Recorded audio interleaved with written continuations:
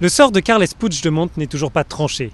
La justice belge reporte sa décision sur l'extradition ou non de l'ancien président catalan. L'affaire est complexe d'un point de vue juridique et délicate sur le plan politique. Carles Puigdemont vit en exil depuis 2017 en Belgique, mais il fait valoir son immunité d'eurodéputé, un mandat contesté par Madrid. La justice belge ne se prononce pas dans l'immédiat sur le cas de Carles Puigdemont. La décision sur une éventuelle extradition de l'ancien président de Catalogne et de 2 autres responsables indépendantistes est reportée au mois de février. Les juges ont semble-t-il écouté les arguments de la défense qui demande d'attendre l'arrêt de la Cour de justice de l'Union européenne sur l'immunité politique d'un eurodéputé catalan.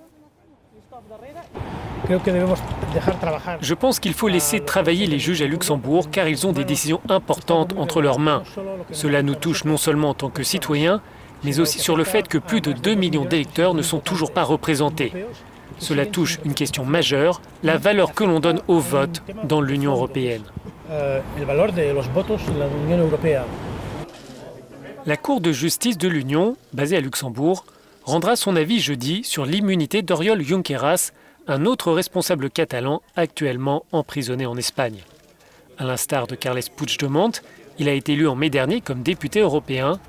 Son cas peut donc servir de précédent juridique.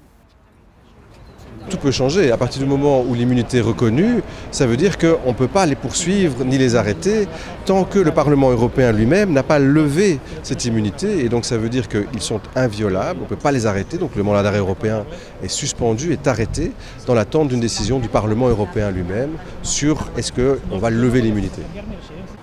L'enjeu pour les juges de l'Union est de définir si l'immunité est acquise lorsque les résultats sont proclamés ou lorsque les élus prêtent serment. La justice espagnole s'appuie sur cette différence pour poursuivre les responsables catalans. Il est très difficile de dire quelle sera l'issue sur cette question, car si la Cour décide tout d'abord qu'il y a immunité depuis la nuit des élections et ensuite que ces obligations additionnelles sont légales, cela va bousculer le paysage politique européen. J'imagine que la Cour va essayer de trouver une position à mi-chemin.